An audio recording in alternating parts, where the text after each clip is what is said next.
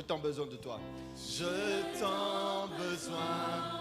Roya Baba Shaya Mama. Yes. J'aimerais que ça soit ta prière ce matin. Yes. Et moi. Je suis perdu sans toi, Seigneur. Je suis perdu sans toi. Alléluia. Et moi. Encore. Yes.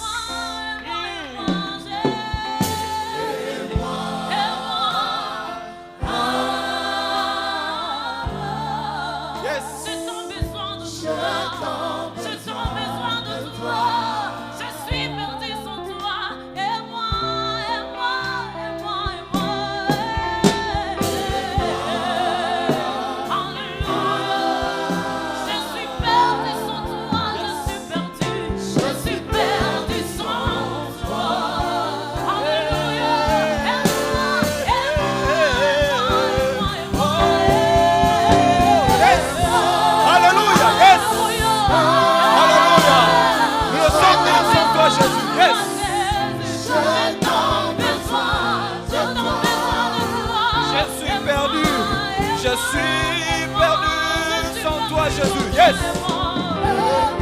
Alléluia.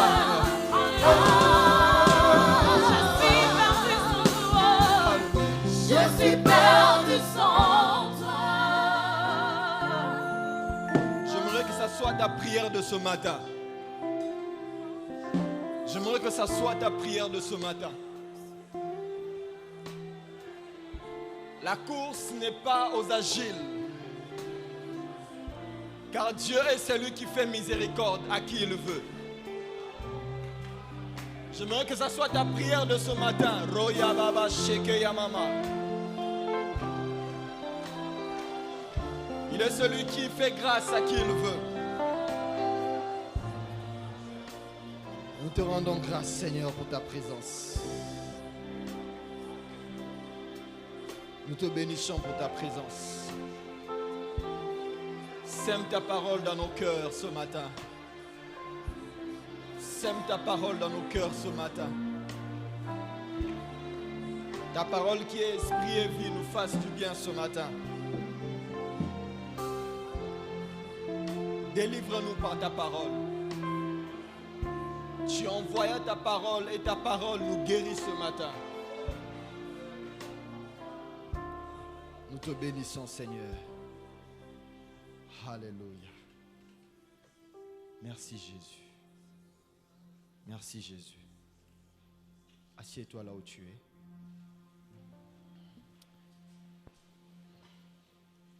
Nous allons lire dans Romains 9. Romains 9, à partir du verset 14. La Bible dit, que dirons-nous donc? Y a-t-il en Dieu de l'injustice?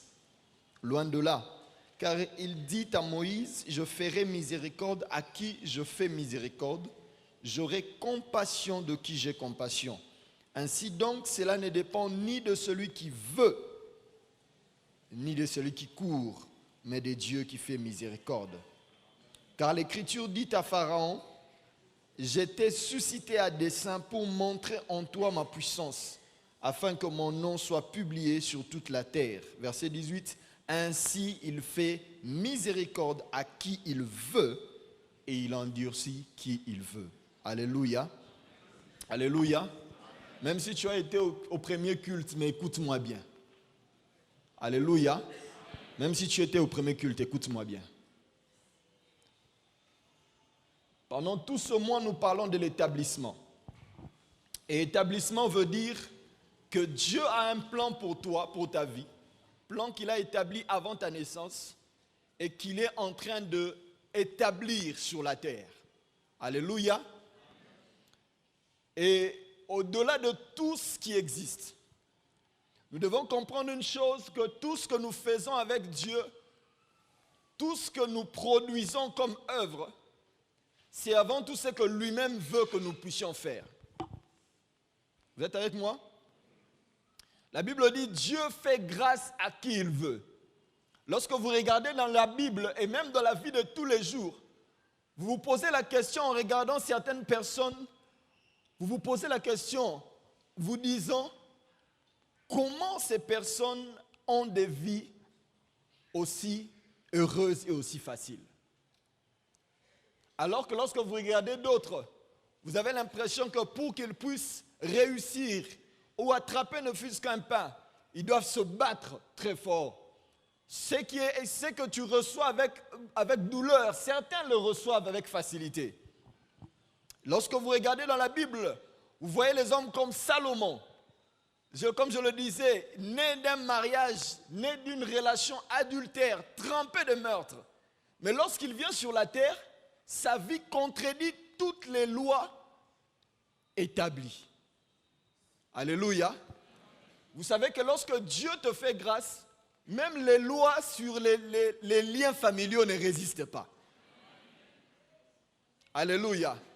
Lorsque Dieu décide de te faire grâce, même les lois de la science, de la médecine ne peuvent pas résister. Lorsque Dieu décide de te faire grâce, même ceux qui t'ont connu, même dans ta propre famille, même tes propres parents peuvent se demander, nous avons mis au monde un enfant, mais ce que nous voyons là, ce n'est pas notre fils. Les gens peuvent être étonnés des exploits que Dieu peut faire sur ta vie. Non parce que tu le mérites, mais parce qu'il le veut. Et en tant que chrétiens, nous devons nous rendre compte d'une chose. Dieu nous a sauvés par grâce. Et tout ce qu'il va nous accorder sera avant tout par sa grâce. Non parce que nous jeûnons, non parce que nous prions, non parce que nous le craignons, mais avant tout à cause de sa grâce. Je ne veux pas dire par là que nous ne devons pas craindre Dieu. Je ne le dis pas. Je ne dis pas que nous ne devons pas prier, je ne dis pas ça, mais je dis, au-delà des efforts que nous produisons, si Dieu agira, c'est avant tout parce qu'il le veut, parce qu'il veut nous faire grâce. Alléluia. Garde toujours à l'esprit cette chose. Comme je dis, Salomon vient au monde de manière bizarre, mais sa vie est une vie de grâce et de faveur. On dit de Salomon qui était l'un des hommes le plus riches que l'humanité ait connu. Au-delà de cette richesse, Dieu lui accorde la sagesse. La Bible dit que les gens accouraient du monde entier pour venir écouter la sagesse de Salomon. Ce qui est bizarre encore avec Salomon, il s'égare avec les femmes, il collectionne les femmes. Mais lorsqu'il a fallu que Dieu le frappe, Dieu ne le frappe pas, il frappe sa descendance. Alléluia. Il y a des gens comme ça, lorsque vous les regardez, vous sentez la main de Dieu sur eux. Comme je le disais au premier culte, Salomon était fils de roi. Il ne s'est peut-être pas battu pour avoir cette richesse parce que son père avait déjà laissé quelque chose avant même que Dieu vienne multiplier cela. Mais il n'y a pas que des fils des riches, des rois, des ministres, des présidents qui peuvent vivre à la main de Dieu. Mais il y a aussi des gens sans nom, issus des familles sans nom. Vous savez, lorsque vous arrivez dans une ville, il y a des familles, il suffit de citer le nom. Tout le monde vous montre même là où ils habitent. Parce qu'ils sont tellement connus, tellement populaires. Mais il y a aussi des gens qui ont des familles sans nom.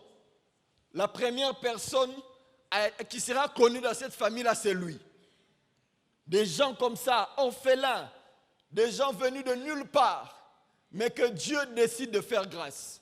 Lorsque vous regardez la Bible, vous voyez une personne comme Esther, orpheline, vivant avec son oncle dans un pays étranger comme réfugié. Mais Dieu décide d'élever cette personne. Je ne sais pas si quelqu'un me comprend ce matin. Il n'y a pas que les riches que Dieu visite. Il y a aussi les pauvres que Dieu bénit. Alléluia. Peut-être que tu n'es pas issu d'une famille nantie, d'une famille qui a une position sociale. Mais je peux te dire que Dieu te connaît aussi. Il n'est pas seulement le Dieu des riches, mais il est aussi le Dieu des pauvres.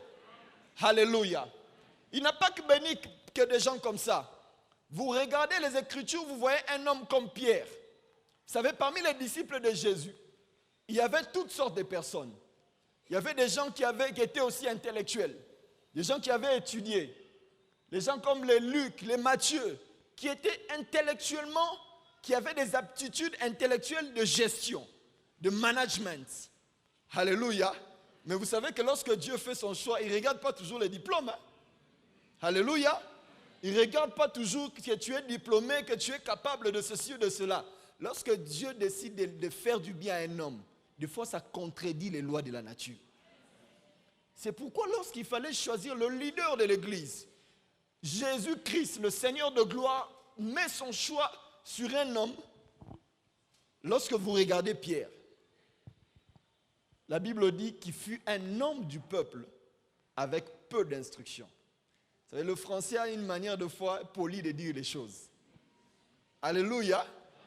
Pays sous-développé, on peut dire pays en voie de développement. Mais en fait, c'est la même chose. On le dit seulement de manière polie pour soigner, pour ne pas vexer les gens. En fait, Pierre, c'était un simple pécheur. C'était quelqu'un qui n'avait pas fait des études. Je ne sais pas dire quel niveau il avait, mais c'est sûr. Lorsque vous regardez les attitudes de Pierre, vous pouvez sentir que ce monsieur n'était pas allé loin dans les études. La Bible en parle. Mais lorsqu'il fallait choisir les leaders, Dieu n'a pas regardé les diplômés. Dieu n'a pas regardé ceux qui avaient des master degrees, qui avaient des doctorats. Dieu a porté son choix sur Pierre.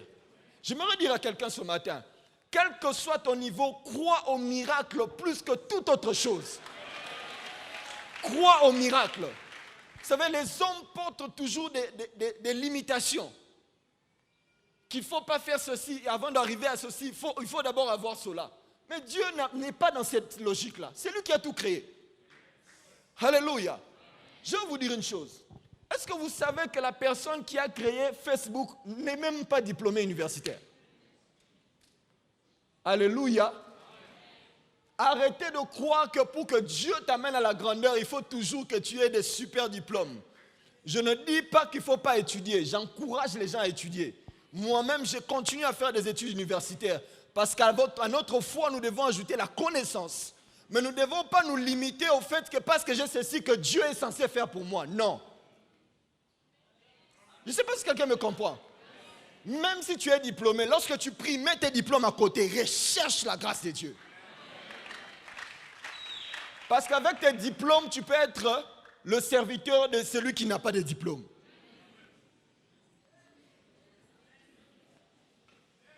Certains avec des diplômes deviennent grands, mais toi, si tu n'as pas la grâce, tu peux servir celui qui ne comprend rien. Donc il te donne un travail de comptable, mais avant même de lui donner les rapports, il faut même l'expliquer le français parce qu'il ne comprend même rien. Tu as des diplômes. Mais quand tu cherches Dieu, mets les diplômes à côté. Dieu a élevé non seulement des jeunes comme Gédéon. Vous savez, lorsque Dieu a visité Gédéon, Gédéon a dit, je suis jeune, je suis d'une famille pauvre. Mais Dieu a visité aussi des vieillards comme Abraham. D'un corps usé, Dieu a décidé de le faire grâce. Dieu a décidé de lui donner un enfant. Le vrai problème n'a jamais été quand est-ce que Je vais le dire autrement. Le problème n'a jamais été à quel âge tu entres dans les choses de Dieu. Et Dieu nous a fait grâce, m'a fait grâce, je l'ai connu, j'étais enfant. Mais même si tu connais le Seigneur à 60 ans, 70 ans, quelque chose est encore possible. Crois crois en Dieu. J'aime ce que la Bible dit, rien n'est impossible à celui qui croit et tout est possible à Dieu. Crois, quel que soit l'âge, crois que Dieu peut encore faire des miracles pour toi. Vous savez, les hommes mettent toujours des limitations. À 45 ans, c'est ménopause. À tel âge, les chances de mariage baissent. À tel âge, malgré ton diplôme, tu auras très peu de chances pour trouver du travail. Vous savez, il y a des entreprises qui ne recrutent qu'à partir de 25 ans et 35 ans. Certains, ils arrivent jusqu'à 40, après 40 ans, on ne recrute plus. Le vrai problème, ce n'est pas ça. Le vrai problème, c'est que moi, j'ai Dieu. Je ne sais pas si quelqu'un me comprend. J'aimerais t'amener à un niveau de foi où tu ne regardes plus aux choses matérielles, mais tu comptes sur le Seigneur. Dieu n'a pas visité que des hommes, mais il a visité aussi des femmes, comme Marie, comme Déborah. Alléluia. Si tu es une femme et que tu es issu d'un milieu où on interdit aux femmes de parler, moi je te dis que Dieu t'a choisi, femme. Oh, je parle aux femmes ce matin, Dieu vous a choisi. Vous savez, dans notre culture africaine, Par exemple, dans le coin dont je suis issu, il y a des nourritures qu'on ne donne pas aux femmes. Par exemple, le crocodile, les femmes chez nous ne mangent pas. Vous savez que le monde a tellement de limitations. Hein? Alléluia. Mais Dieu n'est pas dans ça. La Bible dit, il fait grâce à qui il veut. Je ne sais pas si tu comprends. S'il décide de te faire grâce, la Bible dit, j'agirai, qui s'y opposera? Le choix de Dieu sur ta personne n'a pas d'opposition. Vous savez, au ciel, il n'y a pas d'opposition. Opposition républicaine, opposition radicale, opposition... Et avec Dieu, ça ne marche pas. Avec Dieu, il y a la majorité absolue. C'est-à-dire que s'il décide, il agit, personne ne peut s'opposer. Même pas toi. Je t'annonce que tu es incapable de combattre la voie de Dieu sur ta vie. Parce que si Dieu décide de te faire du bien, il te fera du bien. Donc, en tant que chrétiens, au-delà de tout ce que nous recherchons, au-delà de tout ce que nous accomplissons, nous devons compter plus sur la grâce de Dieu. Compter que le Seigneur est celui qui nous donne la force. Le Seigneur est celui qui nous soutient. Le Seigneur est celui qui nous fait du bien. Dieu fait grâce à qui il veut. Vous savez, la grâce de Dieu est un mystère. C'est toujours difficile. Le plus grand théologien du monde sera incapable de vous dire pourquoi Dieu fait ceci à tel et ne le fait pas à tel. Impossible de le dire. Impossible. Pourquoi Dieu élève telle personne et n'élève pas l'autre? J'ai appris avec le temps que la force dans le ministère ne dépend pas toujours du fait de faire tomber les gens. Alléluia. J'ai appris aussi que l'élévation dans le ministère ne dépend pas de la manière dont tu prêches. Il y a des gens qui prêchent. Hein? Alléluia. Quand il se met à parler, vous vous demandez vraiment, celui-ci, il vient du ciel ou il est toujours sur la terre? Il y a des gens aussi, quand Dieu les utilise, les pieds grandissent, les miracles inouïs. Mais Dieu peut les refuser d'avoir un grand ministère. Je ne sais pas si quelqu'un me comprend. Les choses dépendent de Dieu. Les choses ne dépendent pas de nos capacités. Même lorsque nous travaillons, comptons plus sur la grâce de Dieu. Comptons plus sur Dieu. Comme je dis, la grâce de Dieu est un concept compliqué. C'est un mystère de comprendre pourquoi Israël n'a pas cru au Messie et que nous avons cru. Vous êtes avec moi? Israël n'a pas cru. Et Dieu nous a offert ce salut. Pourquoi? On ne sait pas. Même si la grâce de Dieu est un mystère, mais la Bible montre clairement qu'il y a des choses qui attirent la grâce, qui l'amplifient dans nos vies et qui la maintiennent. La première des choses qui attire la grâce sur nous, c'est l'humilité. La Bible dit dans le livre de Jacques, chapitre 4, verset 6, « Dieu fait grâce aux humbles et il résiste aux orgueilleux. » L'humilité dont on parle ici, ce n'est pas seulement la capacité d'être, quand quelqu'un vient, vous lui donnez la chaise. Non, ce n'est pas seulement ça. Ce n'est pas seulement le fait de, quand les autres viennent, tu es toujours prompt à servir les autres. Non. L'humilité dont on parle, c'est aussi se confier en Dieu plus que tu te confies en tes propres capacités. Je ne sais pas si tu me comprends. L'humilité face à Dieu, c'est croire en Dieu plus que tu ne crois en toi-même. Croire aux capacités de Dieu. C'est pourquoi la Bible dit « Heureux les pauvres en esprit, car le royaume des cieux est à eux. » Face à Dieu, il nous faut toujours nous mettre dans une position telle que seul Dieu est capable. Comptons plus sur la grâce de Dieu. En face du Seigneur, nous devons toujours être comme des enfants qui sont incapables, qui ont besoin du soutien du Seigneur. Mais cette humilité, c'est recourir à Dieu, recourir à ses moyens, plus que tu ne recours à toi-même. Cette humilité qui déborde de ton cœur commence par Dieu, mais finit toujours par se manifester autour de toi. Alléluia. Est-ce qu'on peut acclamer le Seigneur?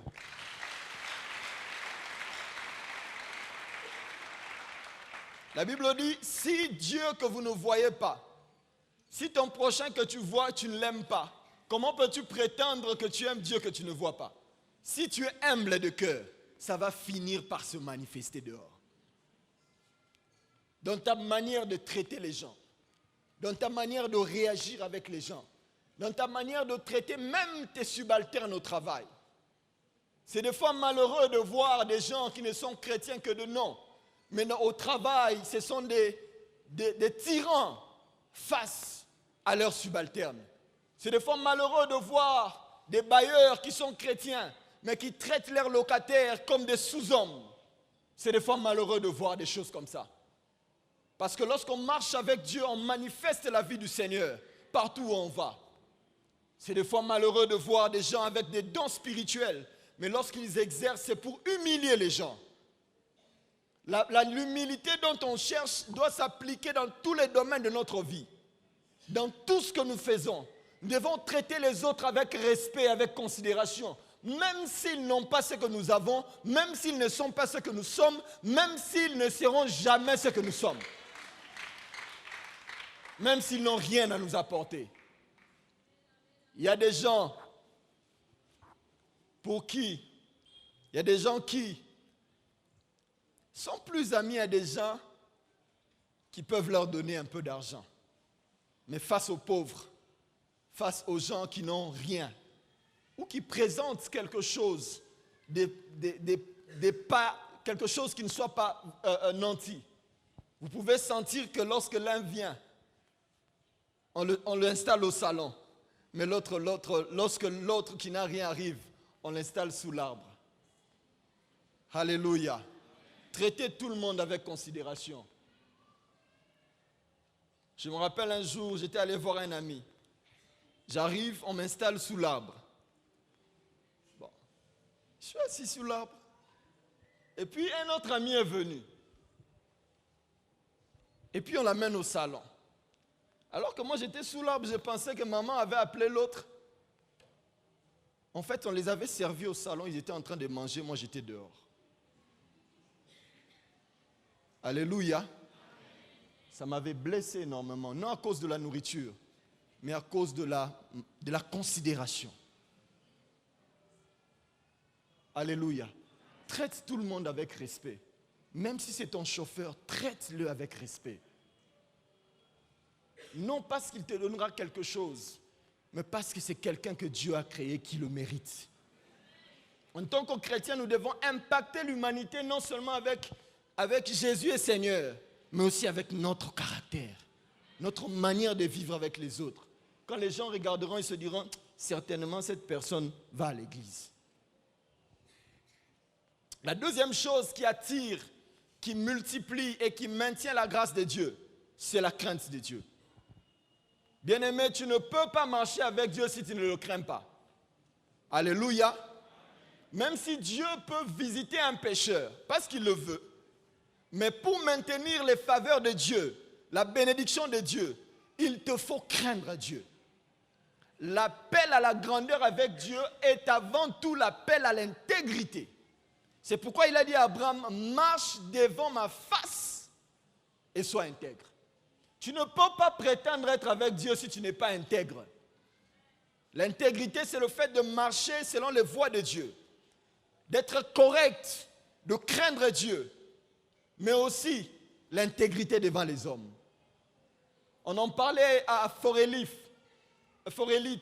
On se demandait comment expliquer que dans cette nation, nous avons plus de 70% de chrétiens, mais le taux de corruption est très élevé. Parce que nous sommes chrétiens, mais nous vivons très peu d'entre nous sont intègres. Très peu. Très peu d'entre nous sont intègres. Nous devons marcher avec Dieu, être humble, mais aussi le craindre. Rester intègre devant Dieu, mais aussi devant les hommes que Dieu a créés.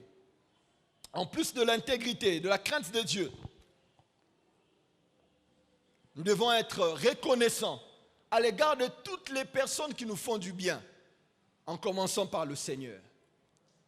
Voilà pourquoi la Bible montre dans Proverbe 3,6 que reconnais l'Éternel dans toutes tes voies et il aplanira tes sentiers. Ça veut dire que dans tout ce que tu réussis, dans tout ce qui t'est réussi, il faut que tu sois capable de reconnaître Dieu, la grâce de Dieu qui t'a fait réussir.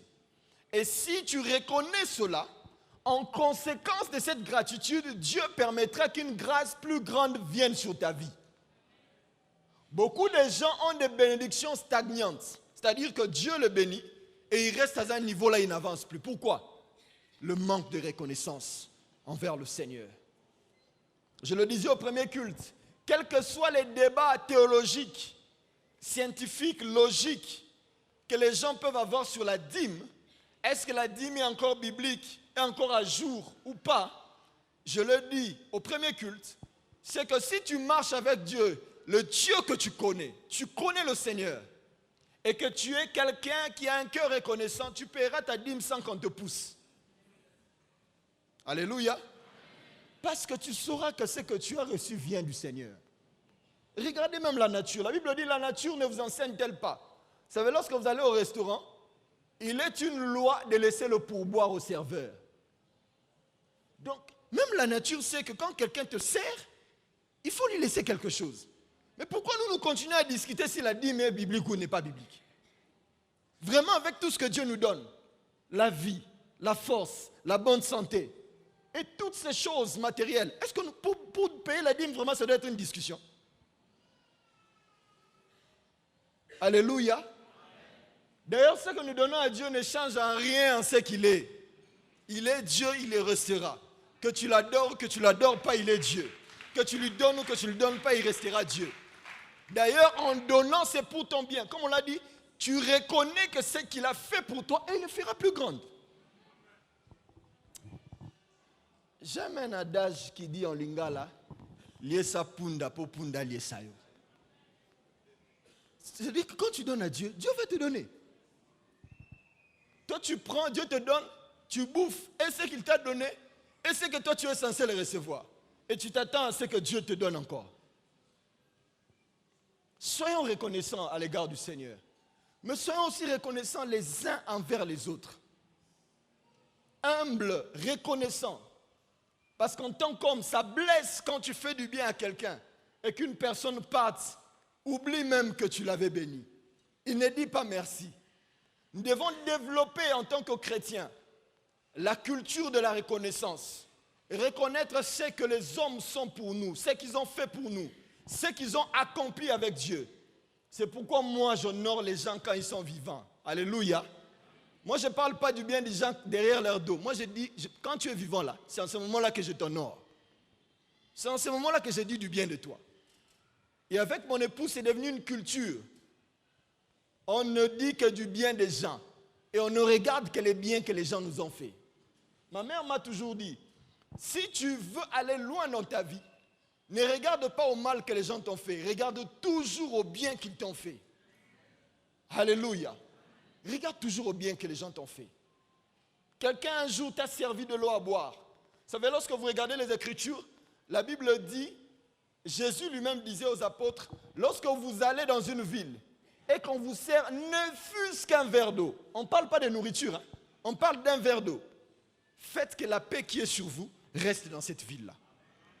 Donc, la reconnaissance ne dépend pas de la grandeur de ce qu'on te donne, mais dépend du geste que la personne met. Parce que ce que toi tu penses être médiocre, peut-être que pour la personne c'était tout ce qu'il avait. Lorsqu'on regarde la parabole de la vieille femme qui était allée donner l'offrande, Jésus dit, elle avait donné, ce qu'elle avait donné n'était peut-être pas grand, mais Jésus dit, elle a donné tout ce qu'elle avait. Je suis toujours reconnaissant à l'égard de mes parents. Ils n'ont pas été parfaits. Ils ne m'ont pas donné tout ce que je cherchais. Mais pour le peu qu'ils m'ont donné, je suis reconnaissant envers eux. Mon père est décédé il y a de longues années. Mais je peux sentir dans ma vie l'influence de sa vie, l'influence de ce qu'il a posé dans ma vie. Et ma mère qui est encore vivante, je m'arrange toujours de l'honorer autant que je peux. Parce que c'est comme ça que des fils doivent se comporter à l'égard des parents. Les honorer. Ils n'ont peut-être pas été parfaits, mais pour le peu qu'ils ont sémé dans nos vies, nous devons être reconnaissants envers eux. C'est pourquoi je dis, même si tes parents sont sorciers, même si tes parents sont païens, fais attention de la manière dont tu gères ta relation avec eux. Le fait que tu parles en langue ne te donne pas le droit de manquer du respect aux gens. Le fait que tu fasses tomber les gens ne te donne pas le droit. Paul dit à Timothée, traite chacun selon son rang. Traite chacun selon son rang.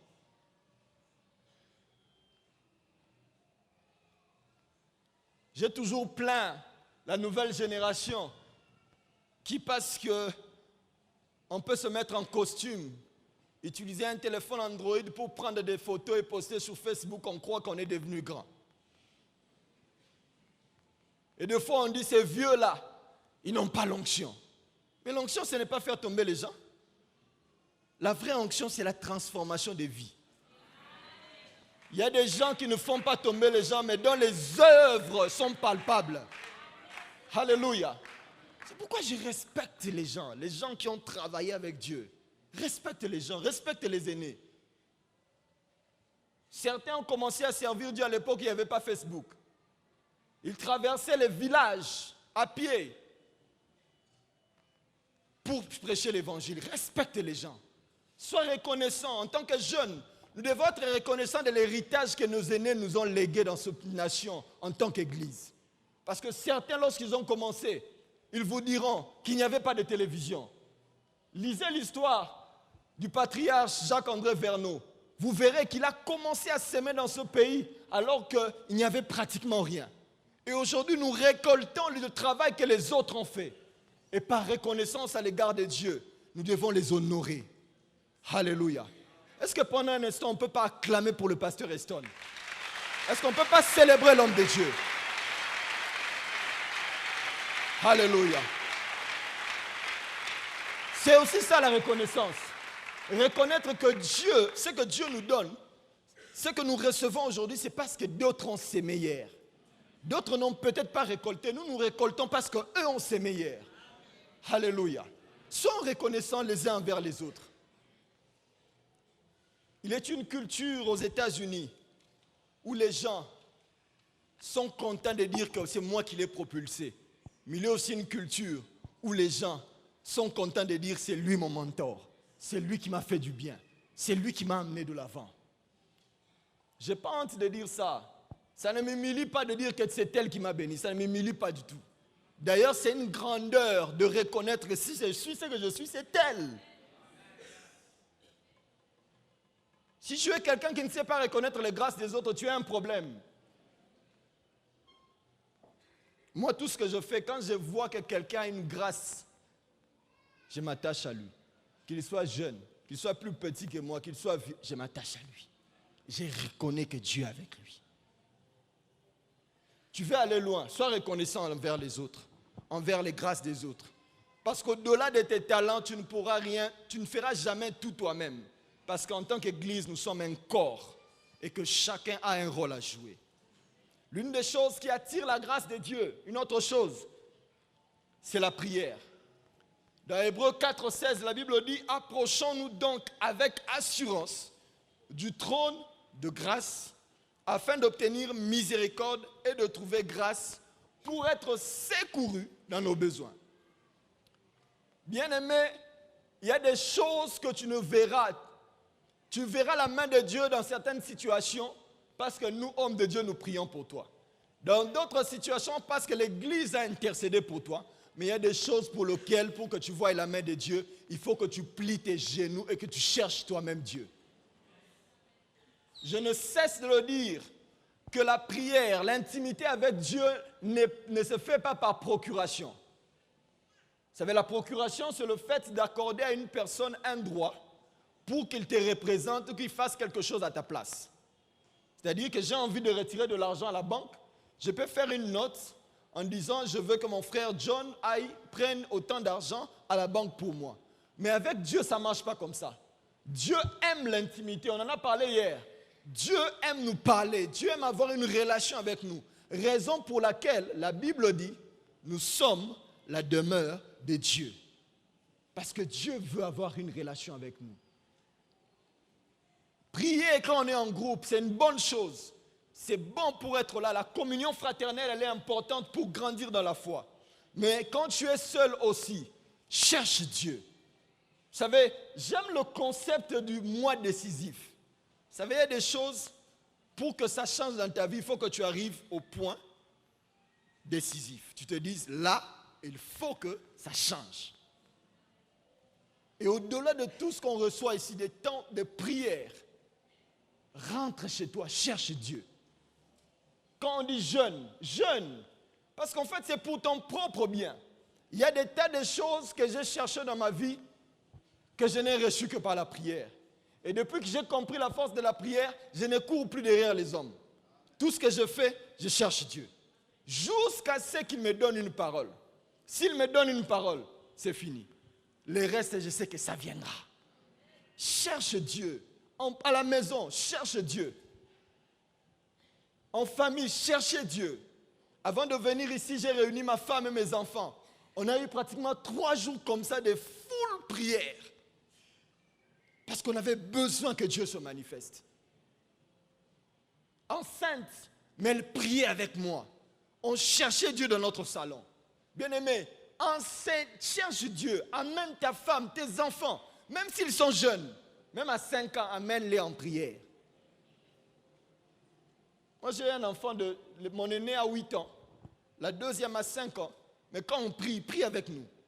Pas cette histoire-là de « oh non, ils vont rester dans la chambre jouer ». Non, quand on prie là, il prie avec nous. Et quand on médite la parole, on partage. À 8 ans, il a une Bible, il lit avec nous et il partage. Pourquoi? Parce que il n'y a pas de salut sans Dieu. Et nos enfants doivent dès le départ avoir la culture de la prière. Vous savez, quand vous voyez les musulmans, même les petits enfants musulmans prient.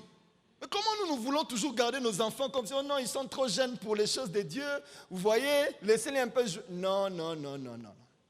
Quand il faut prier, même s'il a 2 ans, sois avec lui en prière, qu'il apprenne à prier. Parce qu'il n'y a pas de solution sans la prière. Autant toi tu le mets à l'écart, tu penses qu'il est trop jeune pour la prière, le diable ne le jugera pas trop jeune pour le détruire. Pour ne pas le détruire. C'est comme ça qu'il y a des sujets que je ne voulais pas en parler dans le passé, mais depuis un moment j'en parle à des jeunes. Pourquoi? Parce que le diable les détruit très jeunes. Et très jeunes, moi je sème Dieu en eux. À 5 ans, je sème Dieu. À 8 ans, je sème Dieu. Moi-même, je me suis converti à 9 ans. Et depuis, je marche avec Dieu. Et je sais que même à 9 ans, quelqu'un peut connaître le Seigneur et marcher avec puissance avec lui. Durant toute sa vie. Sème Dieu dans ta vie de tes enfants. Dans la vie de ton mari. Ayez des temps de prière. Ne soyez pas seulement de ceux qui, quand il y a un problème, il appelle le pasteur à 3 heures. Non. Soyez de ceux qui, lorsqu'il y a des problèmes, vous vous levez la nuit dans la chambre. Vous cherchez Dieu. Vous invoquez Dieu. Alléluia. Et Dieu se manifestera. La prière n'échoue jamais. La prière n'échoue jamais. Prie pour tout, toute chose. Même si tu l'as déjà, prie quand même. Alléluia. Moi, je prie même pour les choses que j'ai déjà. Je prie quand même.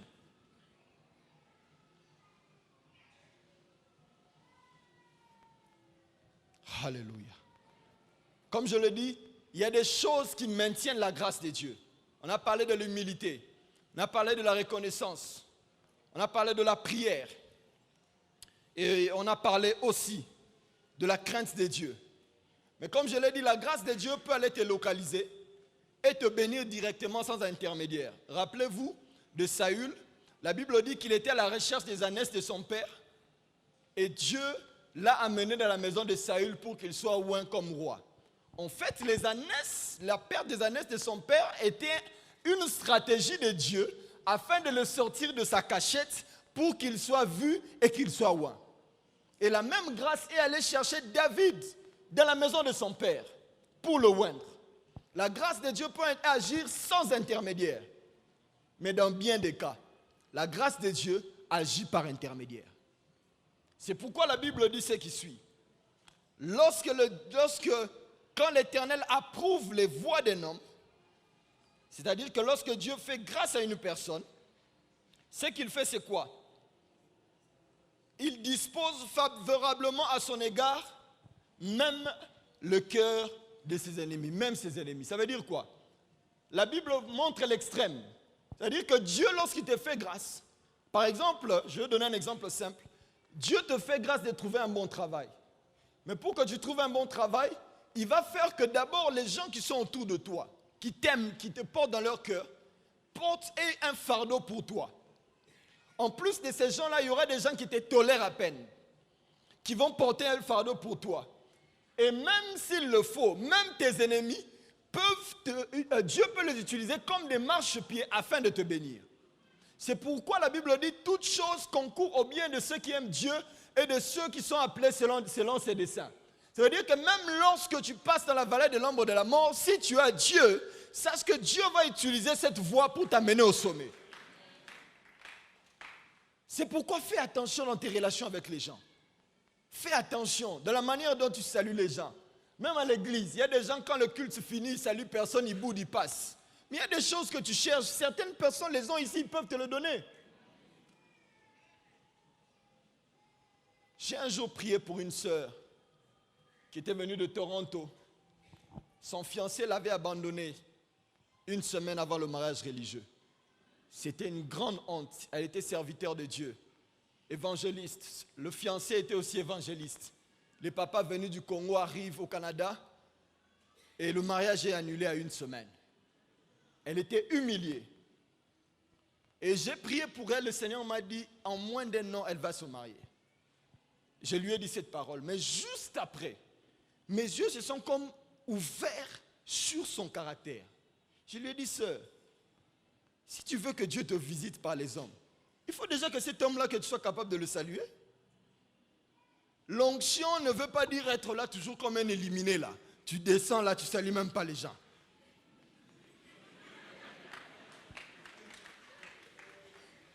L'onction donne aussi la joie. Alléluia. Je lui ai dit, sœur, quand tu termines de prêcher là, salue les frères. Quand tu cherches un mariage, tu es toujours là comme général-major. Je lui ai dit, sois ouvert avec les gens. Après le culte, elle salue les gens. Vous allez bien? Salut, ça va? La gentillesse là. Et un jour, un papa l'appelle. Il dit, ma fille, toi tu t'es mariée quand? Elle répond, ah, papa, moi je suis là. Si quelqu'un se fait voir, je vais dire oui. Oh. Et le monsieur qui était un des pasteurs de l'église, un papa que je connais personnellement, de là, leur fils a épousé la sœur. Elle a été là, toujours là, mais parce qu'elle était toujours comme quelqu'un qui était toute suffisante. Et la bénédiction était là. Beaucoup d'entre nous cherchons des bénédictions qui sont autour de nous. Tout ce qui nous manque, c'est seulement cette gentillesse-là d'être avec les gens. En 2007, je travaillais au cabinet d'un ministre de notre pays. Mais si je vous dis comment j'ai atterri là, je ne connaissais personne. J'ai commencé à travailler sans CV, sans recommandation. Au point que les gens du cabinet me demandaient, tous ici nous nous connaissons, mais toi tu viens d'où? Nous on a commencé avec les chefs il y a très longtemps, j'ai dit je ne sais pas. On m'a dit qu'il y avait du travail et je suis venu. Mais si je vous dis que la personne qui m'a amené là, c'était le jeune homme là qui se mettait au coin, qui fumait, qui buvait, qui sifflait derrière les filles. Mais il connaissait quelqu'un qui connaissait quelqu'un.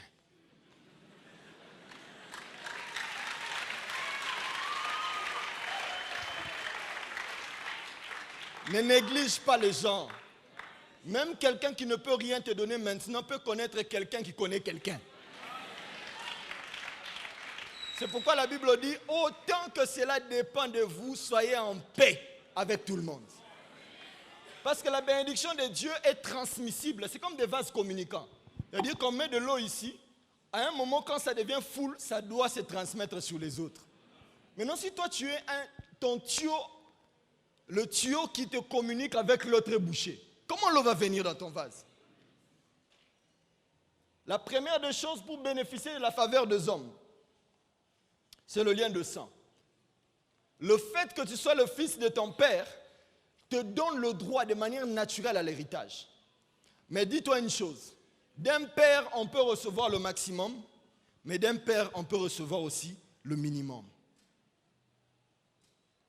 Lorsque vous parlez à vos parents, ils vous diront, j'ai 5 enfants, mais je sais que Jeanne, de tous mes enfants, Jeanne, J'ai toujours prié que Dieu bénisse Jeanne.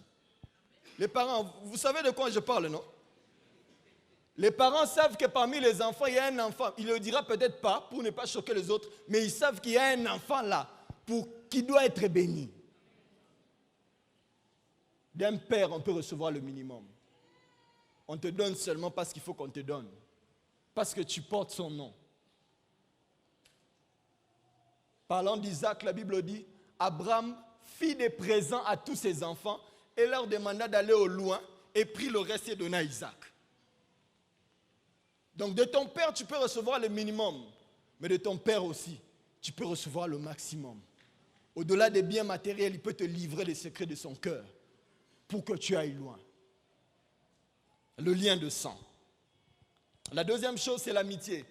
Comme je le disais tout à l'heure, quelqu'un peut connaître quelqu'un qui connaît quelqu'un qui a la solution à ton problème. C'est pourquoi je n'aime pas les gens qui, aimer dans le sens, pas de haïr, non. C'est-à-dire que je n'aime pas cette manière que certaines personnes ont de privilégier les amitiés avec les gens qui sont venus des familles nantis et négligent ceux qui n'ont... Vous comprenez ce que j'ai dit, non? Sois ami avec tout le monde. Tu ne sais pas, je vous dis, quelqu'un peut connaître quelqu'un qui connaît quelqu'un qui a la solution à ton problème. Sois ami avec tout le monde. L'amitié, c'est quelque chose qui vient du cœur. Quelqu'un que Dieu met à côté de toi, aime-le. Aime-le. Dans la vie, il n'y a pas que des hommes, des amitiés comme celui de David et de Goliath, David et de Jonathan, qui te connectent au roi. Mais il y avait aussi des hommes dont on parle très peu. On dit seulement, parlant de David, on parle des hommes de David. Des gens qui étaient prêts à tout pour lui. On ne cite même pas leur nom. Je ne sais pas si vous me comprenez. Ne néglige pas le chauffeur qui marche avec toi. Ne néglige pas le chauffeur. Ne néglige pas la sentinelle. Parce qu'il peut te dire, chef, tu sais, quand tu sors, j'ai toujours remarqué qu'il y a une voiture là qui t'attend. Fais attention. Alléluia. Ne néglige pas. Ne néglige pas les amitiés. Même quand quelqu'un n'a rien, ne néglige pas. Je me souviendrai toujours, à une époque où certains de mes amis m'avaient lâché parce qu'ils étaient en première licence et moi, avec l'appel au ministère, j'avais pendant un moment arrêté mes études. Et je me rappelle même, j'étais allé voir un de mes amis, sa maman m'a dit, il ne faut plus venir ici. Mon fils est en première licence, il va bientôt passer en deuxième licence. Toi, tu es toujours là comme ça. Il ne faut plus venir chez moi. Personne ne sait ce que Dieu peut faire avec un homme. Même quand quelqu'un n'avance pas très bien dans sa vie, vous ne savez pas ce que Dieu est en train de faire. Ne néglige personne. Respecte tout le monde, honore tout le monde. Même la maman qui te vend du pain, respecte-le, honore-le. Aie des bons rapports avec les gens. Une autre chose qui peut attirer la faveur des hommes, qui peut faire que la grâce de Dieu qui est sur toi active la faveur des hommes, c'est l'expertise maîtrisée. Vous savez, lorsque Joseph est allé chez Pharaon, il a eu besoin d'un don spirituel pour interpréter les rêves des pharaons. On est d'accord, non? Mais pour avoir la position de gouverneur, ce n'était pas le rêve. Ce n'était pas le don spirituel, c'était l'expertise. Beaucoup de gens veulent être grands, mais quand vous leur demandez qu'est-ce que vous savez faire, ils ne savent rien. Ils n'ont que Dieu m'a dit. On ne devient pas médecin avec un Dieu m'a dit. On devient médecin en allant à l'école. Alléluia. On devient médecin en allant à l'école. Apprends quelque chose. Apprends quelque chose. L'informatique, je ne sais pas. Frère, tu joues la musique. Perfectionne ça. Ça peut t'amener loin. Tu vends quelque chose, du pain, je ne sais même pas quoi. Mets du sérieux dans ce que tu fais. Quand on cherchera même, vous savez, quand il y a les matins, là, on n'achète pas un pain, on achète un lot de pain. Quand il y a retraite à l'église, on achète des lots de pain. Mais maintenant, si toi, tu sais bien vendre des pains, et tu sais bien prier pour ça, pour qu'il y ait l'onction sur tes pains. Maintenant, quand on aura un deuil, on va chercher qui? C'est toi qu'on va chercher. On va dire, allez chercher, maman, est-ce que tu ne peux pas nous produire 1000 pains? Et les affaires peuvent monter. Qu'est-ce que tu sais faire avec tes mains? Dieu a dit à Abraham, qu'as-tu à Moïse? Qu'as-tu entre les mains? Il a dit, j'ai un bâton. Il dit, jette cela, tu verras ce que je suis capable de faire. Les gens veulent des miracles, mais qu'est-ce qu'ils font pour recevoir les miracles? Ça n'a jamais été une affaire de diplôme, une affaire de faire quelque chose entre ses mains. Il est d'ailleurs prouvé que beaucoup de gens réussissent, non avec leur diplôme, mais avec ce qu'ils savent faire. Mon ami Caleb qui est là est médecin. Mais le travail qu'il fait aujourd'hui n'a rien à voir avec la médecine. Je l'ai même fait rire, j'ai dit, mais docteur, tu ne consultes plus. Il dit, oui, je consulte, mais pas vraiment beaucoup, parce que ce que je fais me bénit déjà bien financièrement.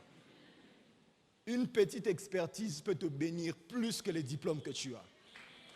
Et même dans les diplômes que tu as, le diplôme ne veut pas dire qualification. Tu peux être comptable, diplômé d'informatique, mais quand on met un ordinateur là,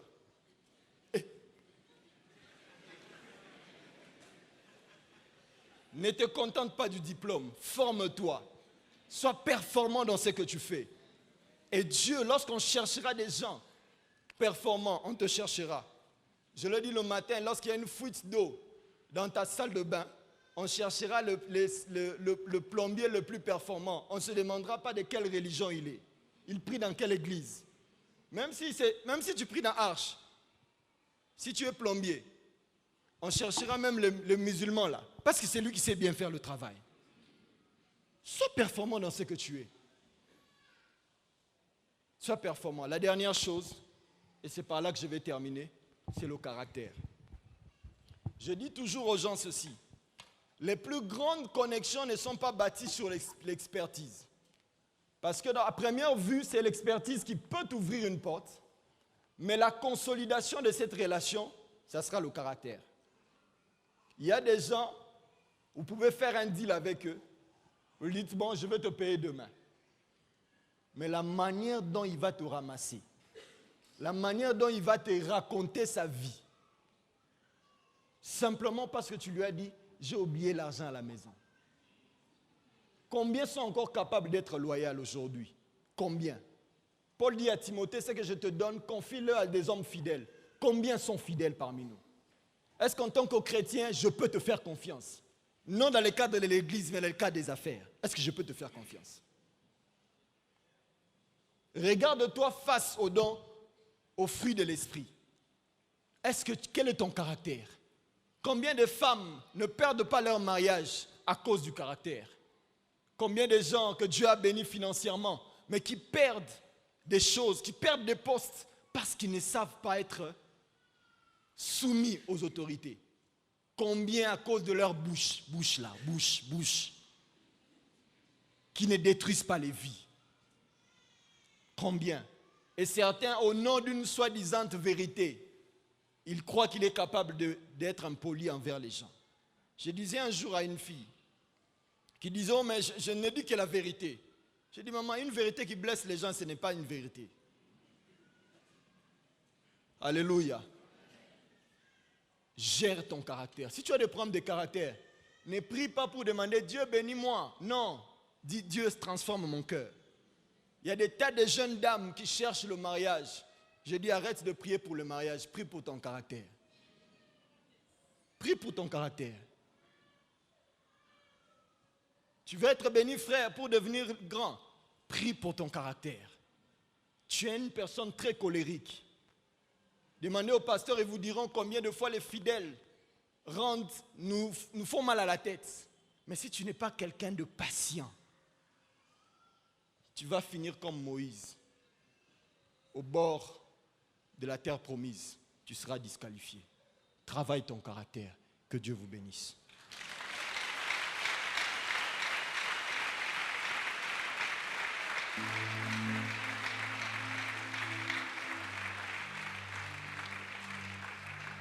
Fermons nos yeux pendant un instant. Fermons nos yeux pendant un instant. J'aimerais qu'on rechante la même chanson. Et moi, j'ai tant besoin de toi.